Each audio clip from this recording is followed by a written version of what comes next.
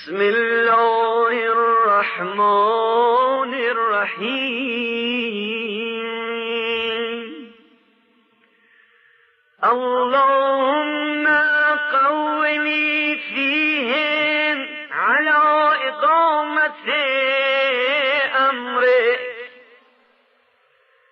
وأذق لي فيه حلاوة ذكرك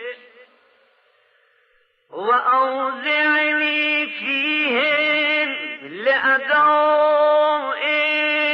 شكرك بكرمك واحفظني فيهم بحفظك وسترك يا أبصر